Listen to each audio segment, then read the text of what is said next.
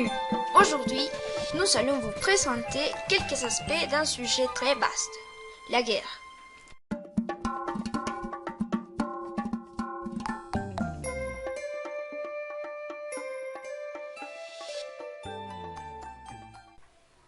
Commençons pour quelques calculs.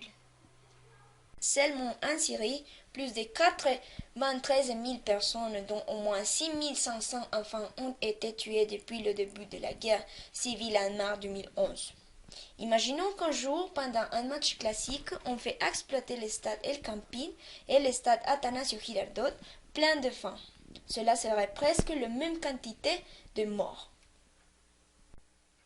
Depuis 1960, les guerres et massacres en Afrique ont laissé plus de 9 millions de morts. C'est comment faire disparaître New York. Et le conflit le plus sanglant de l'histoire de l'humanité, la Seconde Guerre mondiale, a occasionné plus de 50 millions de morts. Cela serait comme la destruction de toute la Colombie. Mais d'après ces chiffres, est-ce qu'on peut assurer que les guerres ne sont que des conflits dévastateurs qui laissent seulement des morts et des dépenses? Pourtant, les guerres sont toujours des luttes qui amènent des changements radicaux pour le peuple et dans cette mesure, est-ce que les guerres sont inutiles ou au contraire, elles peuvent développer l'essor d'une nation? Dans le but de répondre à ces questions, on va montrer la définition de guerre. Ensuite, les facteurs qui y interviennent et finalement, quelques progrès technologiques issus des guerres. La guerre n'est pas seulement un conflit social, mais aussi un instrument politique qui peut entraîner de plusieurs causes et intentions telles que le maintien ou le changement des relations de pouvoir, ou dirimer des différences économiques et ou territoriales, etc. Quand on parle de guerre, il faut tenir en compte plusieurs facteurs comme la politique et la géopolitique. D'après le philosophe français Michel Foucault, le pouvoir politique issu de la guerre sert à maintenir l'équilibre de pouvoir qui a eu lieu au cours de la dernière bataille, c'est-à-dire l'action de la politique et de maintenir des relations de pouvoir et de domination qui sont produites dans la guerre, de sorte que les mêmes avantages acquis au cours du conflit perdurent. Ainsi, la guerre est un instrument pour imposer un changement de mentalité. Dans cette mesure, on constate que quand le peuple se révèle contre l'oppresseur, il y a une évolution dans la pensée des personnes qui, en utilisant la guerre, vont exiger de nouvelles formes de gouverner. Pas loin, un célèbre cas qui illustre l'effectivité de la guerre dans l'abolition de la monarchie absolue, la Révolution française. Aussi, la reconstruction de l'Europe occidentale après la Seconde Guerre mondiale montre la naissance d'une mentalité de progrès et égalité fondamentale dans l'essor de ces continents. Ainsi, la guerre peut rompre un schéma et entraîner un autre mieux. Mais attention, disons que la guerre peut amener une évolution sociale quand il s'agit de devenir un peuple plus libre, comme le cas de certains pays du Moyen-Orient qui vivent aujourd'hui des constantes guerres civiles afin d'avoir un système politique plus démocratique. Pourtant, il faut remarquer que parfois il y a des bandits hors d'une guerre civile qui en profitent puisqu'ils vont manipuler la situation dans le but d'obtenir des bénéfices. Voyons le cas de la Syrie. Une grande crise a commencé dans ce pays en 2011 en raison d'une série de manifestations contre le gouvernement. En fait, les divers groupes rebelles de la position affirment que le gouvernement est violent et sanguinaire et que les gens se sont levés contre lui. D'autre côté, le gouvernement syrien a déclaré que le conflit est une guerre contre le terrorisme, pas une guerre civile du peuple contre le président. Quoi que soit la véritable bataille, les réactions internationales liées aux révolutions arabes montrent l'hypocrisie des gouvernements occidentaux et quelques autres. Tel est le cas de la Russie et des États-Unis, deux pays qui ont intervenu dans la guerre civile de la Syrie sous le prétexte d'aider un pays allié et empêcher l'utilisation d'armes chimiques et la mort de personnes innocentes, respectivement. Cependant, ces pays, la Russie et les États-Unis, ont des intérêts propres. Maintenant, en ce qui concerne aux facteurs géopolitiques, cette science étudie les événements historiques qui ont eu lieu dans les espaces géographiques. En plus, elle nous donne les connaissances nécessaires pour planifier les actions dans l'ordre politique. Les États politiques sont des êtres vivants qui ont toujours la sensation d'insécurité. C'est pourquoi ils ont besoin d'adopter les mesures nécessaires pour assurer leur subsistance et en particulier pour continuer à maintenir l'hégémonie du pouvoir. À ces propos, les États politiques vont imposer leur volonté sur les États faibles.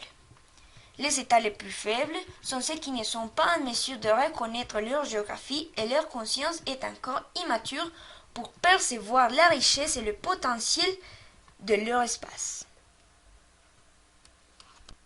Du coup, c'est vraiment important de contrôler l'espace, soit de la terre, de la mer ou de l'air, parce que cela a des implications fondamentales dans la puissance économique d'un pays. D'où la guerre apparaît comme un mécanisme efficace pour conquérir les espaces. De nouveau, les actions américaines ont une forte orientation géopolitique.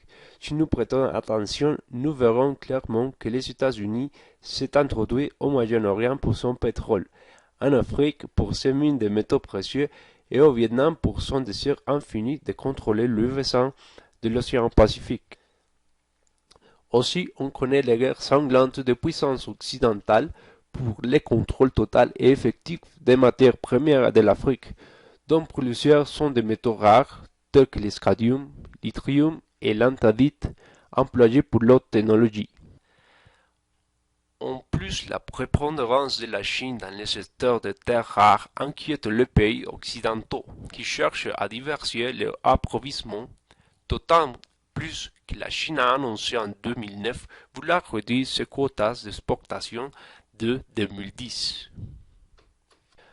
Par conséquent, l'Union européenne a convenu en juin 2010, lors d'une rencontre avec l'Union africaine, de mettre en place des investissements sur les infrastructures, notamment autour des bassins mineurs afin d'assurer un accès à ces métaux rares. Ces négociations de l'Union européenne avec les Africains, qui se tiennent régulièrement et dans une atmosphère amicale, abusent de la navette de ces dernières.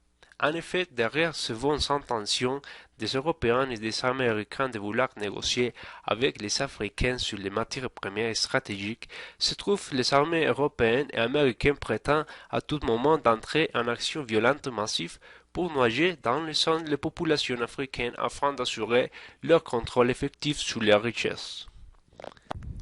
Les exemples concrets et récents sont les tragédies sanglantes de la colonisation de la Côte d'Ivoire pour le cacao, le café, le pétrole et le gaz, la Libye pour le gaz et le pétrole de la RDC pour le cobalt, le coltan, le cuivre, le tantal, etc., par la France, les États-Unis et la Belgique.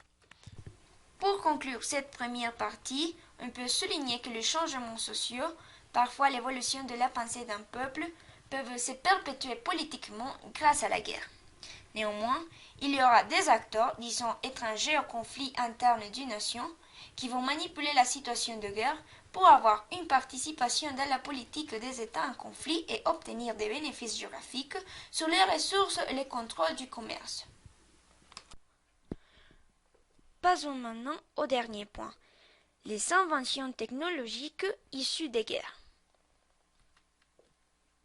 Les deux guerres mondiales ont donné comme ressorti un grand nombre d'innovations scientifiques et techniques qui servent aujourd'hui dans la société. Parmi les inventions les plus remarquables, on a la création du sous-marin qui apparaît avec la nécessité de confronter l'immense armée navale britannique. Cette technologie se développe en grande mesure en Allemagne où sera utilisée pour enfoncer des centaines de bateaux alliés pendant la Deuxième Guerre mondiale. Actuellement, les sous-marins sont utilisés avec d'autres propos non belliqueux comme les expéditions et l'exploration des profondités marines. De la même manière, le tank a été créé en Britannique pour croiser les tranchées ennemies, en plus d'être impénétrable au feu des mitrailleuses et de l'artillerie ennemie. Cette nouvelle invention ce sera l'arme éclair des nazis pendant la Deuxième Guerre mondiale. Dans la Première Guerre mondiale, les avions de combat manquaient des instruments de médiation. Donc le pilote devait calculer les directions, distances et la quantité de combustible restante avec des montres. Pour faciliter son usage, il attachait des horloges avec courroies à ses bras ou jambes. Cela deviendrait l'apparition des montres bracelets actuellement utilisées en grande mesure dans la vie quotidienne. L'apparition du gaz moutarde marque le début des armes chimiques dans la guerre. Il a été employé dans la Première Guerre mondiale afin de débrasser les champs de bataille. Son inhalation produisait irritation et agonie dans les victimes, et parfois il pouvait occasionner la mort. Il y a quelques années, le gaz a été utilisé dans la santé pour le traitement des maladies de la peau comme les psoriasis.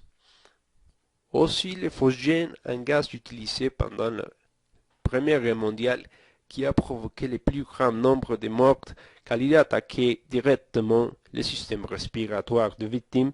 Actuellement, il est employé dans l'industrie pour la fabrication de pesticides. Même les nazis ont laissé un héritage pour la société moderne. En fait, la course à l'espace des grandes puissances comme la URSS et les États-Unis provient des projets allemands. Ainsi, les programmes de développement de fusées spatiales, comme la création de l'Apollo 5, utilisé pour arriver à la Lune, fut dirigé par l'ex-partisan nazi Wernher von Braun, développeur du missile V2 qui a provoqué la mort de milliards de personnes pendant la Deuxième Guerre mondiale. Le principe de fission de l'arme atomique développé dans le projet Manhattan qui a incinéré 240 000 personnes à l'instant, aujourd'hui est utilisé d'une manière contrôlée pour produire l'électricité en énorme quantité, ce qu'on connaît comme la fission nucléaire.